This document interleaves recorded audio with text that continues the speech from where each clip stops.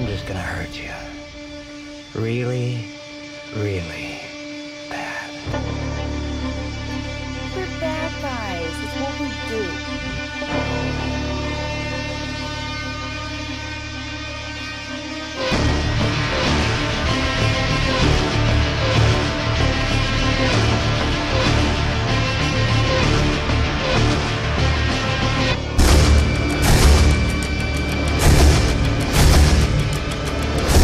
I can really show you my force. That's a good idea, honey. Sword fist! I guess this is the part where I introduce yo fucking YouTube people. I'm tired of shit and I'm with my brother Neon right now, and I just got back from seeing Suicide Squad movie literally like an hour ago. Big bro, when did you see it? I saw it last night at midnight.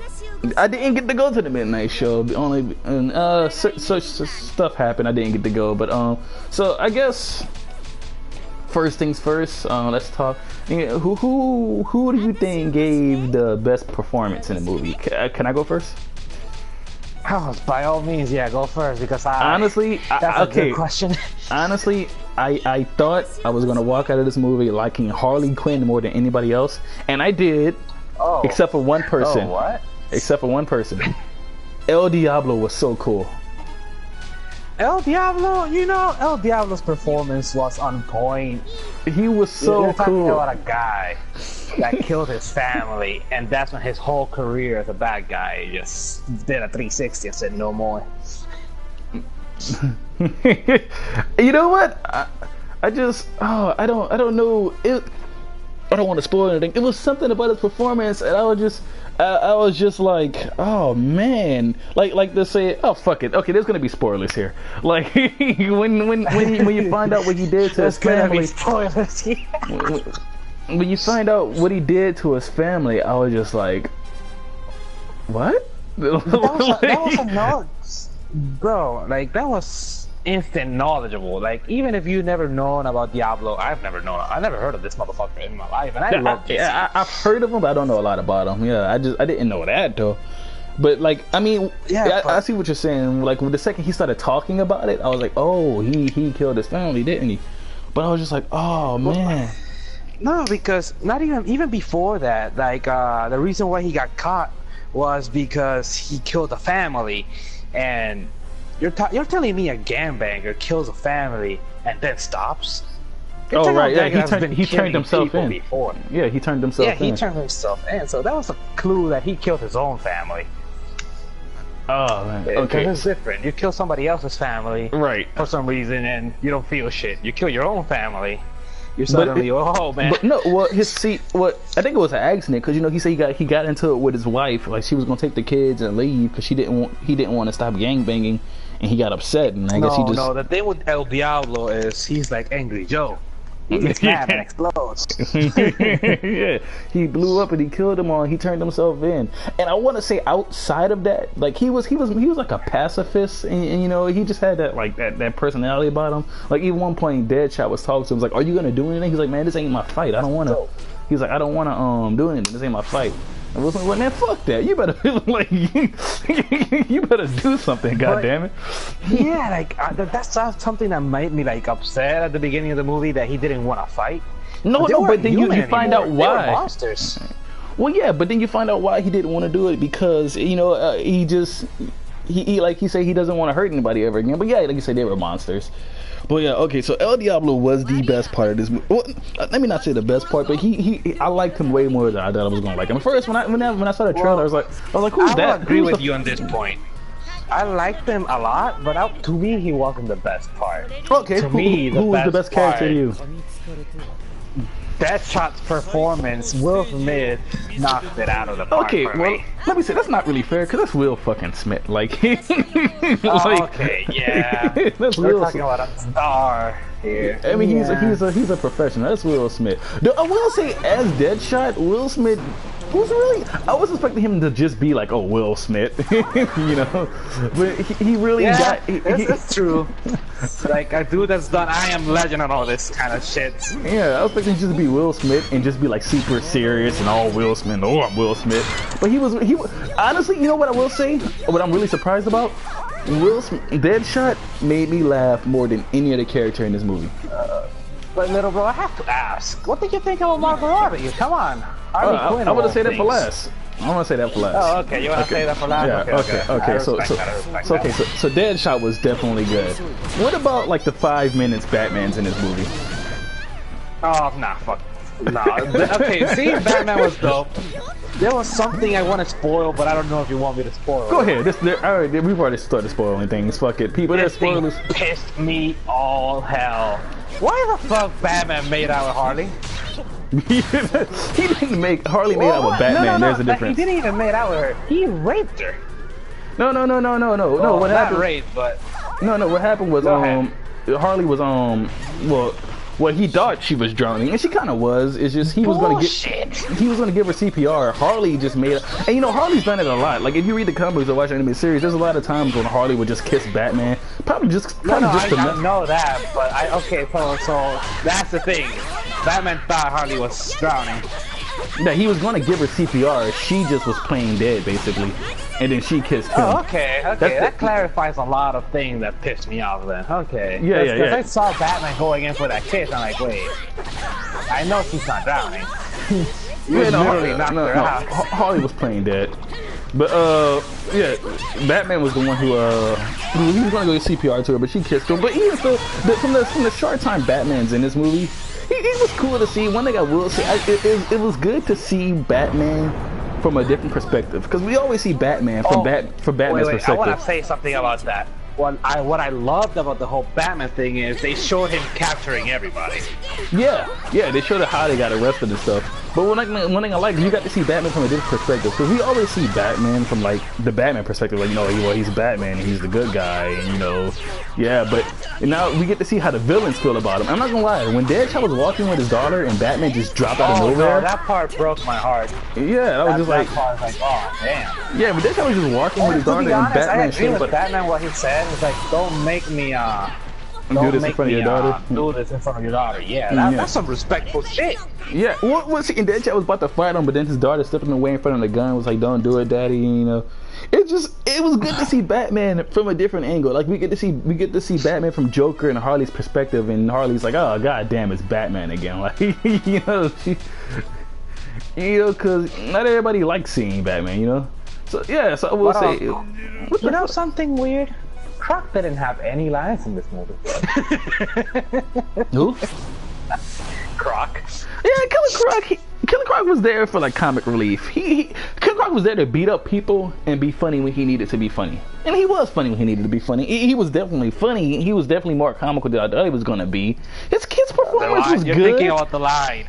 You're thinking about this line specifically. Harley, Captain Boomerang to Harley Quinn. You're beautiful on the outside, ugly in the inside. And then she's like, but we're all ugly in the inside, except for you, Crocky. You're ugly.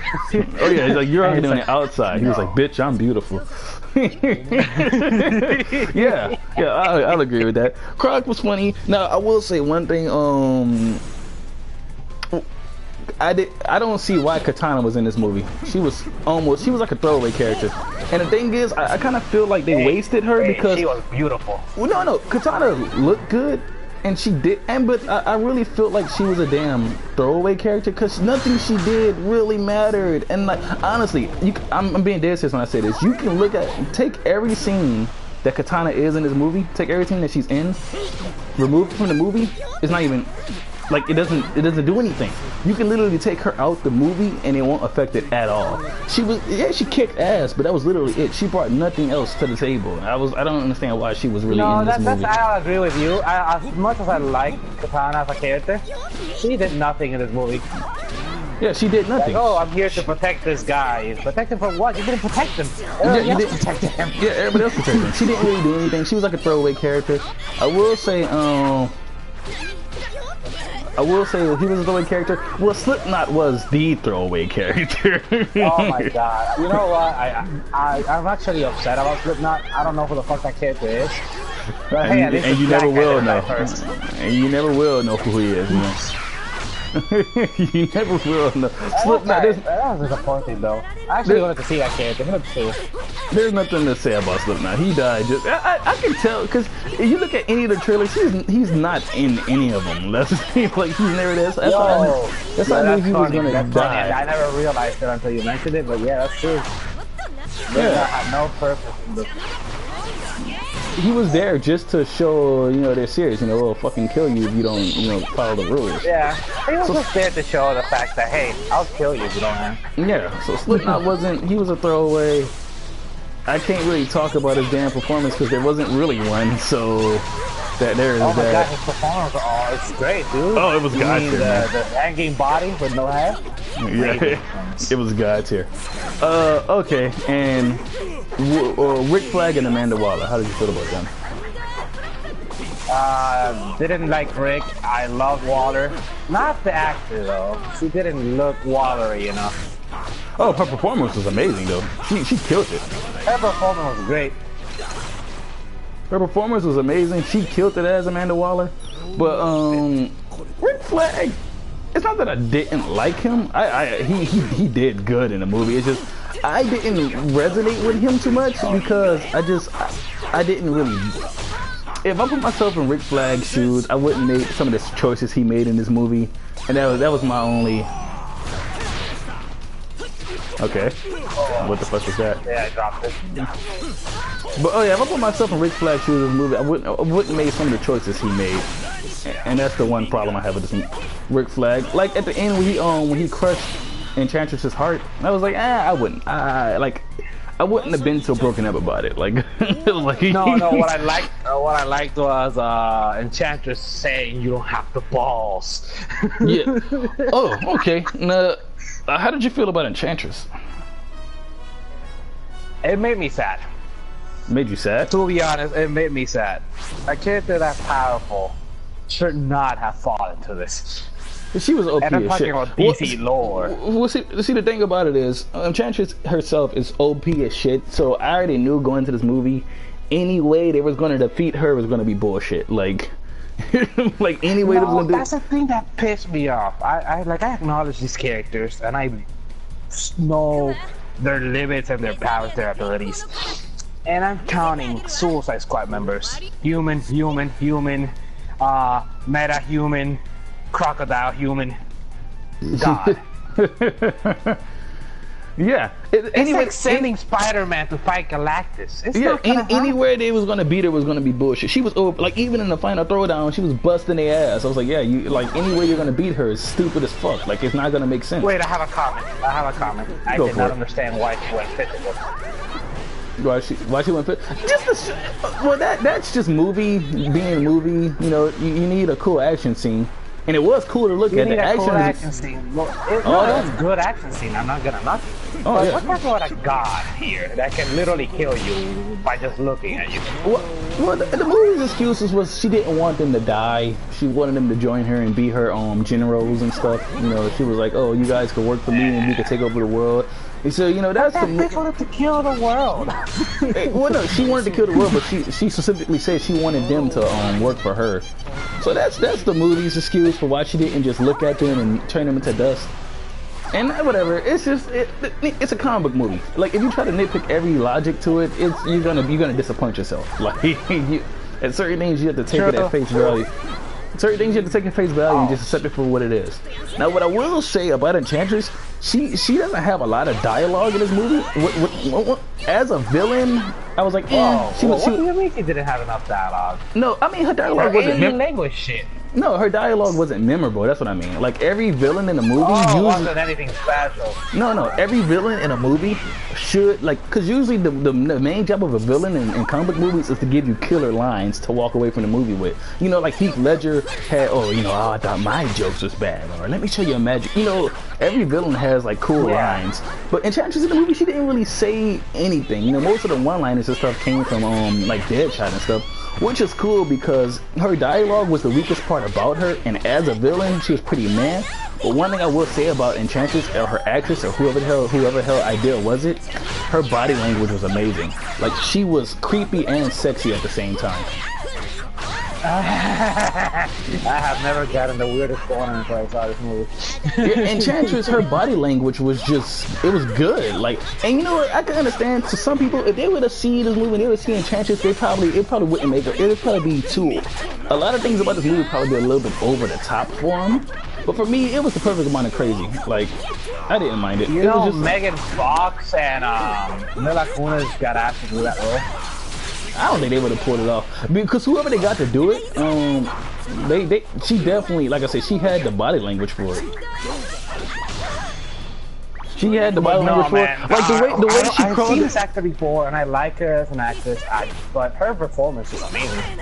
Yeah. Now I will say, outside of her performance, Enchantress as a villain was pretty. Like, she was just an overpowered piece of shit. The character failed because the movie wanted the character to fail, honestly. Well, yeah, she was just an overpowered. She was just an overpowered villain who fucking who got beat by some bullshit, and then yeah, that was it. She was just an overpowered villain. She was pretty underwhelming. Her motive was stupid. Like, oh, well, the humans don't love me no more, so I'm gonna take over all of them. Yeah, that was kind of bull. Yeah, her motive was stupid. Anymore. But her performance was so good. Her body, like the way, it almost disturbed me, but it kind of like it motivated me at the same time. Like her body language was so. Well, that's the thing. There's a difference between how an actress pulls a character and how the story portrays the character. Yeah. Yeah, the story. Because the not the actress story, basically, did it. but what they write. What Yeah. they write for the character to say. Yeah, the actress did an amazing job. Just her body language alone gives her a pass from me. Like I said, as a villain, yeah, she failed. But everything else, I was like, oh man, you know. No, but like the character looked good. The character acted well. The character Scared me and well gave me a boner portrayed. at the same time. That's never happened before. Like, Hey, but what about the Grudge? yeah, nah, even more so than a Grudge. Now, I will say, like I didn't necessarily. Oh, Neil. What about how do you feel about the Joker in this movie? Let's save that for later. Well, this is later. Harley We and don't. Joker at the same time. Well, we're at the end. We already went through everybody. So we're not talking about Captain Boomerang. Oh, Captain Boomerang. You know, I forgot about Captain Boomerang. But honestly, dude, like I like Captain Boomerang so much. Now, as an actor, I'm not a big fan of Jai Courtney. You know, he's like, eh. But in this movie, maybe it's because he wasn't. Maybe it's because he wasn't pulling an American accent and he didn't sound like he had to stick up his ass. He was using his actual voice. Because you know, Jai Courtney is an actual Australian. So maybe him just being himself on camera made it more bearable. But in this movie, like I didn't like him in Terminator. I didn't like him in anything else. But in this movie, I love Captain Boomerang. He was the right amount of goofy. If you know what I mean. Like he was the right amount of goofy. He did what he needed to do, and when he did it good. And I will say, I like Jai Courtney's portrayal of Captain Boomerang. How did you feel about it?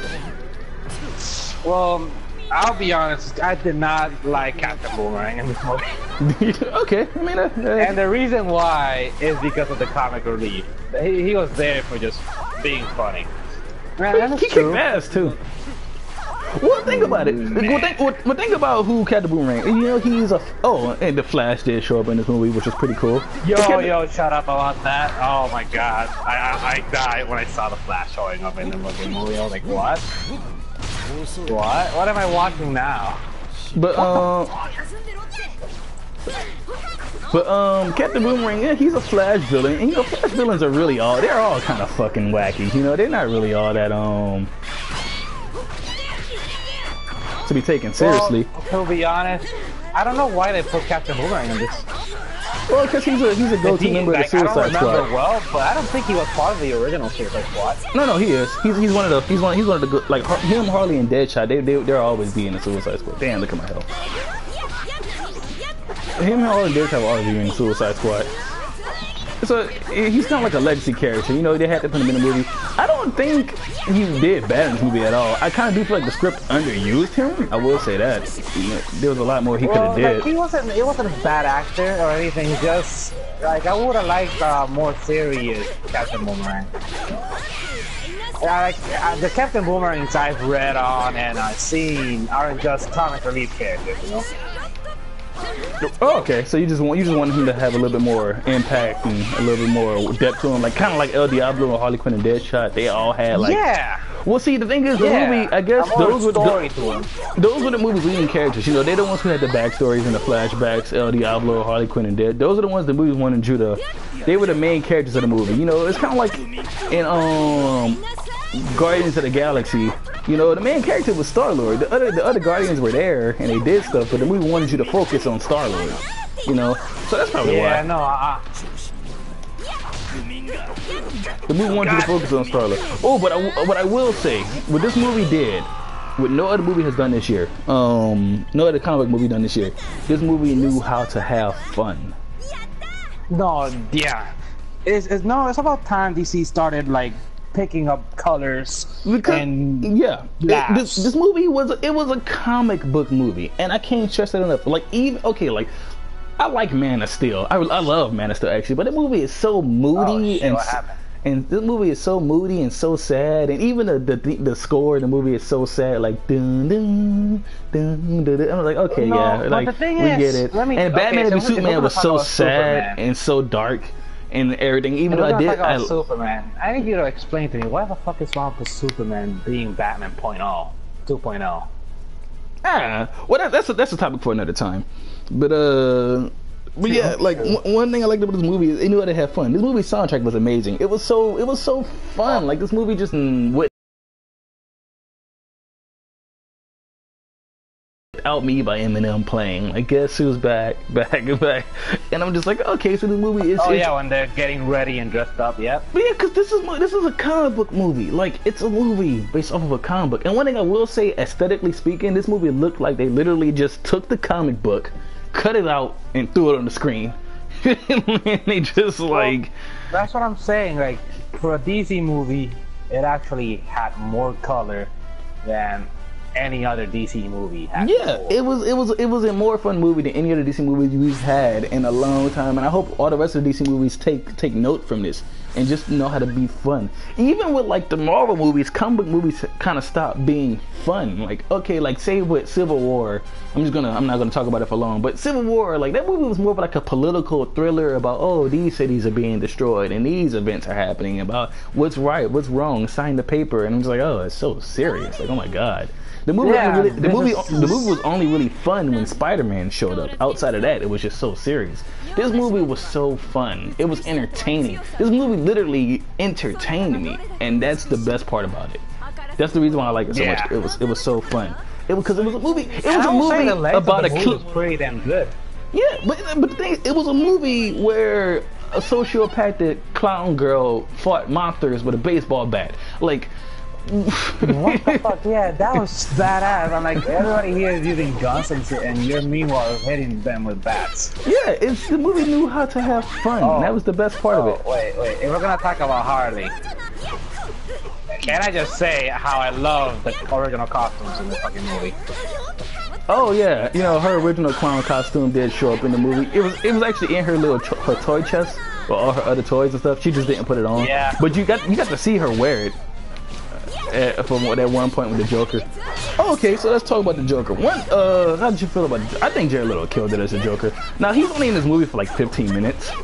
Yeah, Jared Leto has been here for slightly any time at all, honestly. He's only in this movie. I love everything about him. I love how he looked. I love his performance. And even his voice as a Joker. He was a serious Joker. Like, look, I'm gonna say Heath Ledger was the anarchist. Me? Yeah, he was Heath Ledger was the anarchist, and Jared Leto was, let's be honest, just straight up mobster.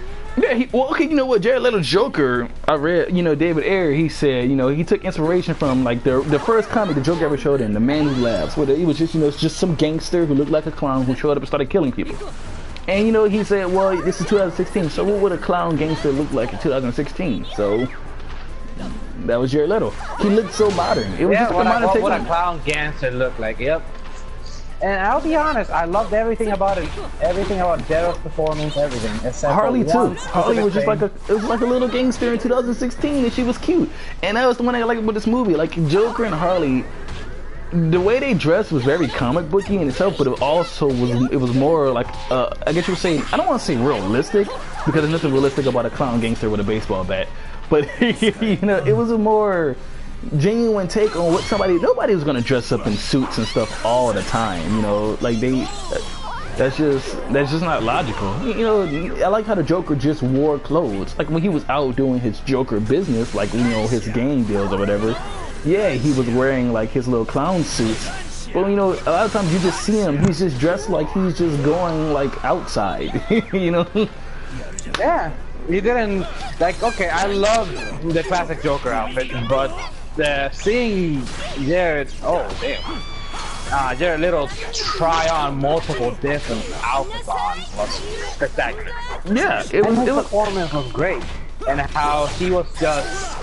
This is actually something surprising. I have never seen Joker be so into Harley and Jared Leto and oh, I love that one scene when that one guy was like, "Man, Joker, you got a bad bitch," and then he was like, "What? Would you?" And he lost his shit because one guy called Harley a bitch, and then he was fucking with him at first. He was like, "Oh, you want her? Take her." He's like, "Nah, man, Joker, I don't want to. I mean, that's your girl. I don't want to." Yeah, I don't want any problem here. And he fucked up the second he called her a bitch. Let's be honest. Yeah, even though he was like complimenting her, you know, Joker took it the wrong way, and he was like, "What did you just say?" You know, I love Jared Leto's Joker. But the one thing, I'm glad this movie didn't spend a lot of time on him. It just kind of introduced you to the character, and the reason why I say I'm glad the movie didn't spend a lot of time on him, because now I can wait to see what he's really gonna bring to the table as like, because you know there's gonna end up being a movie where it's like Joker versus Batman, and Joker's the main villain, and Batman's gonna try to stop him, and then Joker's gonna do whatever he's gonna do, and that's the movie I'm waiting for. But just as a little introduction, as a taste to Joker, this movie, let me tell you that I agree with you. This movie was more of a have a taste of our characters, have a taste of this universe. Yeah, and just have a taste of the flawlessly. character. Yeah, it was kind of like an introduction. Like this whole movie, I would say Joker was kind of like, he was like Nemesis in Resident Evil 3. You know how Nemesis crashes through walls and yellow stars? Or in this movie, Joker kind of just shows up every random. 5 minutes or every 10 minutes throughout the game. Yeah, in this movie, like every 20 minutes or so, Joker's just gonna show up and be like, "Harley." I loved how Joker and Harley were texting on the phone. But that's the thing I want to talk about. Joker in this movie wasn't the abusive boyfriend lover that we've been accustomed to get used to.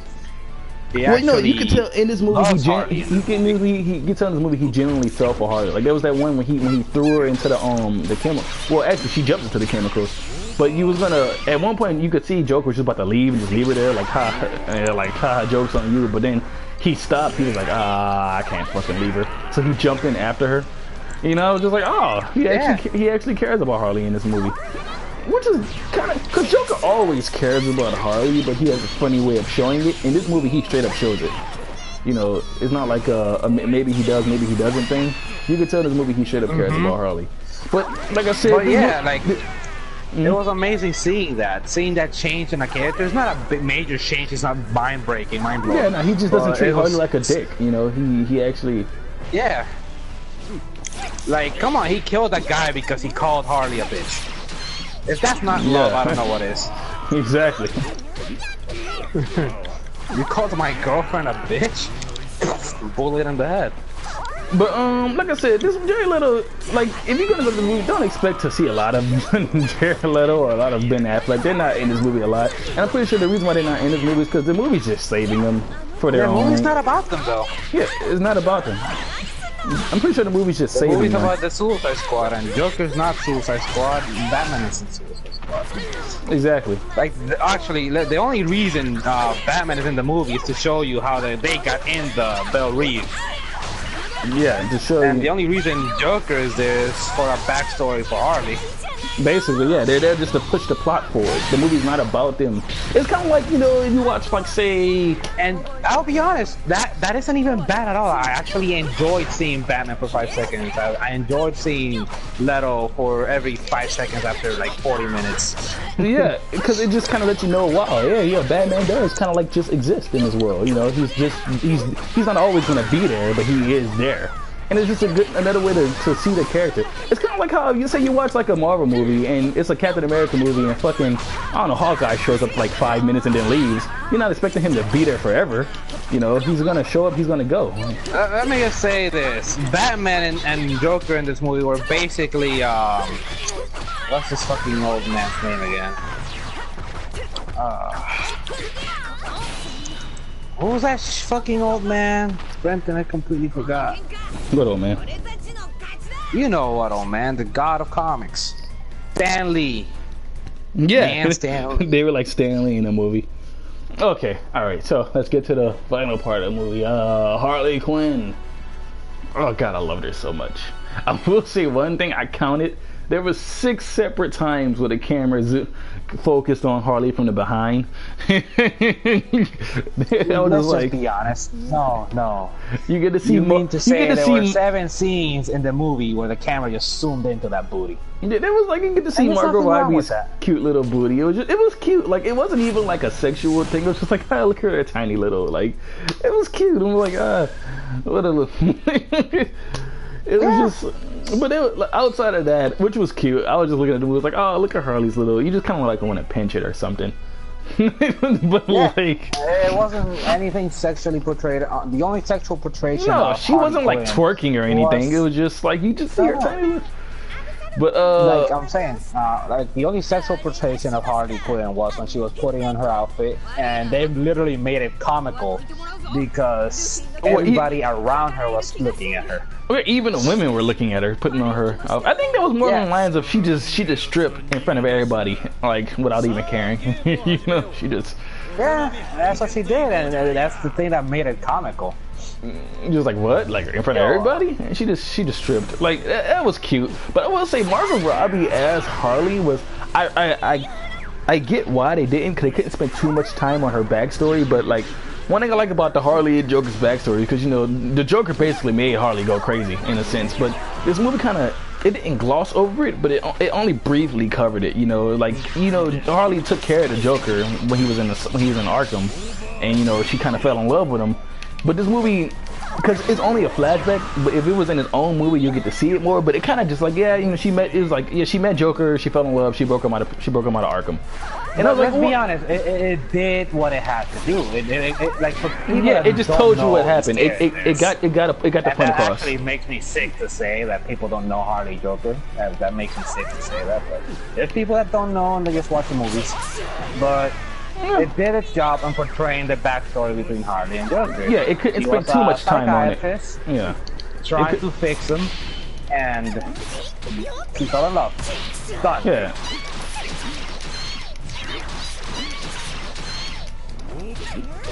Wow, the overheat took forever to come out. Yeah, like the movie couldn't spend too much time. Like the movie didn't spend a lot of time on Deadshot's backstory because you know it has to tell a whole movie.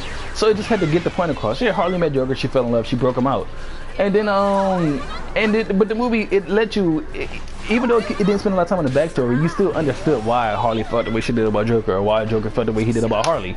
So that's the one thing I'm glad the movie went into. Now, one thing I would say, Margot Robbie, her performance as Harley.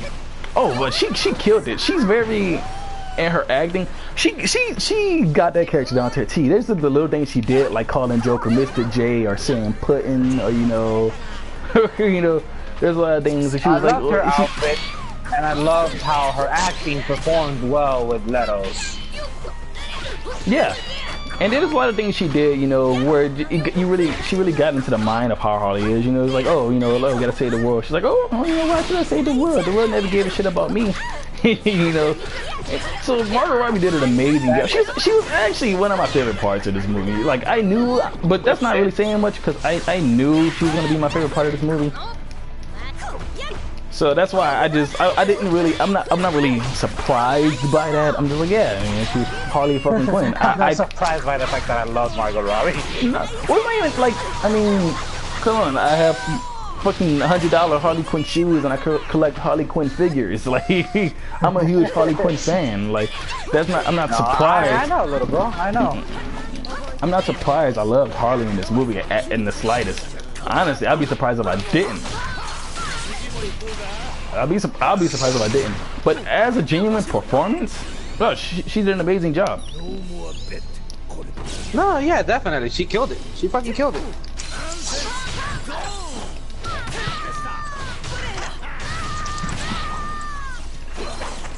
Oh, I fucked it up.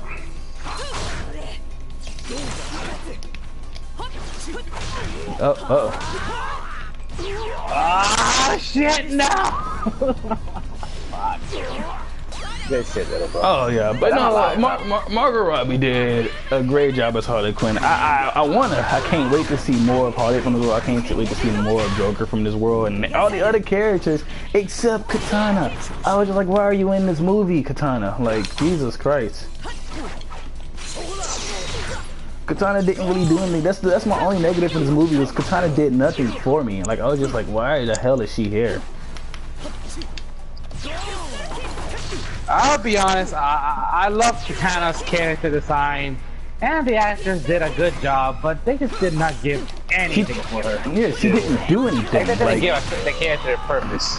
She had no purpose in this movie. You could take her out the movie and it wouldn't change at all. I can't say that about anybody else in this film. Amanda Waller was great, Rick Flag was great, Harley, Deadshot, everybody but Katana. Katana was so weak in this movie. I would say like Enchantress was kind of weak as well, but she made up for it with her body language. It was so great. Just watching her move, it was so eccentric. I was like, oh my God. That's the thing. You're comparing main characters to someone that literally had no purpose in being in it. I really felt like she was just forced into the movie. Just like, hey, we got Katana in the movie. You know, and like who gives a shit? She didn't do anything. Like, I think I feel like the reason they put her in the movie is because they want to do something with the character later on. Yeah, like, I feel like she's gonna show up in another movie later on. Like she might gonna team up with Batman or something. You know, like something's gonna happen in another movie, and they just put her in this movie to let you know, hey, Katana is here and she exists in the DC movie world, so you can see her later. And I'm just like, okay, well, cool, Katana. So you can see her later in her own Katana movie with Arrow. Or some shit. Yeah, or like Katana and the Green Arrow or something. They're gonna do something with her later. But I'm like, you could have just introduced her later. I don't know if it was the actress had a contract or something, but I don't know. Katana had no place in this movie. She was the only weak link in this movie. This movie knew how to be fun. Yeah, it was kind of choppy. Like a lot. If you was to get into this movie about its plot and everything, like, I'd be like, that doesn't make fucking sense. But like, I didn't come to see this movie for the plot. I came to see the Suicide Squad beat on shit for 2 hours, and that's what they did. And that's the one thing I appreciate this movie for. What about that badass scene with Deadshot? Which one? The only badass scene he had in the movie. Well, he had like 5 badass scenes in this movie. The flashback scene when he shot the guy in the roof. The scene when he shot. No, that's introduction scene. No, that doesn't count. I'm talking about the one where he jumps on the fucking car and just shoots. Yeah, hell yeah. That was badass. I love how these characters interact with each other. Like, you could name any 2 characters in the movie and they probably had at least one conversation. But Deadshot and Rick Flag constantly going back and forth. I loved it so much. And my favorite line in this movie when it was finally saying, oh, we gotta go fight the Enchantress, and Deadshot was like, well, you know what? Like, this is impossible. You could just kill me right now. I'm about to go have a drink. And Rick Flag was like, yo, you know something? I don't know if you caught onto this. But in the movie, there was parts where Harley and Deadshot were getting a little bit close and close. I caught that. Well, Harley and Deadshot always had that in them. And what made me laugh is, I know Will Smith will only be here for like 2 movies before Jared Leto kills him. Sure, something probably. Who knows? I don't know how they're gonna go with that. But oh yeah, go ahead. Oh no, like I was saying, like my favorite part of the movie is when when Rick Flag was telling him, you know, it's time to go. Right before the final showdown, you know, Will Smith, he said, well, you know what, you can just go ahead and blow my head off right now, because, you know, I'm not about to go fight that thing. That's impossible. And, you know, you had like a real personal moment with Rick Flag and Deadshot when Rick Flag was telling him, like you know, Deadshot, like honestly, like I need you, like I need your help. And Deadshot was like, nah, man, you need a miracle. And then they all went down. They had a drink at the bar, and that bar scene was so good because you got to see them. You got to see, they were humans. I mean, yeah, you was There like, was oh a yeah. scene cut out the movie. There was a scene that was cut out the movie. Well, yeah, there was a scene that was cut out the movie. When but- Harley Quinn asked El Diablo if he wanted a drink, and he says water. That was not in the movie. Yeah, that was in the trailer. They cut it out. They cut a few things out from the movie, probably just to cut the runtime down because the movie's probably gonna end up being too long. But one thing this is the last thing I'm gonna say is like this movie portrayed the Suicide Squad as not just a bunch of villains with bombs in their neck, but people who are being forced to risk their life for something they don't necessarily want to do, but they kind of have to. They don't have a choice because they have a bomb in it. Yeah. But you get to see how all of them are people. You know, when you think of a supervillain, it's like, oh man, that's a fucking supervillain. like, you know. But you gotta they're like, oh wow, they're people. You know, you get to really see that they're people. Just like this Batman, you never see anything in this movie from Batman's perspective. You always see him from the villain's perspective, and you're just like, damn, fuck Batman. He's an asshole. Like he arrested Deadshot in front of his daughter. And he broke up Harley Quinn and Joker's date night and stuff. You know, so you finally get to see things from a different perspective. You finally get to see how the villains see everything else. And I will say I like the movie. Okay, if I had to rate, I don't give ratings, but if I had to rate this movie, I'm like, I give it like a A- or a B+. A-. Those are not movie ratings. Come on. These are my ratings. There's a Renegades. I give this movie on a scale from Street Fighter 2 to Third Strike. I give it like a Ultra Street Fighter 4. Like an Ultra Street Fighter. Nah, but being honest, by the end of this, if we haven't spoiled everything for you, which we haven't, there's still stuff that we left out. By all means, give this fucking movie a go. Yeah, go watch give it. it a go. Like, go I'll watch it it again. I'm actually gonna go watch it again on Tuesday. I gotta see it again because I did watch this movie dead ass tired. I got no sleep last night. Then I got like 2 hours of sleep. Then I went to go watch the movie, and I still have no fucking sleep. So I watched this movie dead ass tired. I went to see it at 11:30, and I was gonna see the 3D version. But I talked to the guy. He told me, nah, just see the normal version. I'm not a fan of 3D. And to be honest, I don't like 3D as much. But I gotta see this in 3D and see what's so good. I watched the normal version just because it was like $5, but I am gonna go watch it in IMAX. I gotta see this movie in IMAX. I have to before it's too late. I gotta go see this movie. Yeah, I love watching movies. I love watching movies like this in IMAX, and I gotta see this movie in IMAX. And I'm pretty sure if I watch it not tired as shit, I'll appreciate it more. It's gonna be better the second time around. I loved it. Honestly, this is a great movie. Like I don't know I could see why the critics don't like it because it's such a non-conventional movie. It's not a very traditional movie. It does things very differently. This movie, instead of having like 3 acts, really only has like 1 act because the whole movie takes place in this one place, and that's the city. Like this one part of the city is what that whole movie takes place in one area. So it's very unconventional, I guess. But I loved it. It gets my seal of approval. It's fucking dope. Yeah, it does get my seal of approval as well. You gotta see it for yourself. Don't care about what anybody says negatively. If you're a comic fan, you probably are. Give it a go. Nothing wrong with this. Okay. Well, alright, fucking YouTube people. that's my impromptu review of Suicide Squad / Burning Blood gameplay. I know this is such a weird fucking mix. Go ahead and press that. Signing out. Peace. Go ahead and press that like button because that'll help me out. And leave comments below and let me know if you want me to talk about anything else in particular. And as always, press the subscribe button if you like being entertained. That's what I'm here for. It's your boy Soulfist. Peace. Say bye, Nia.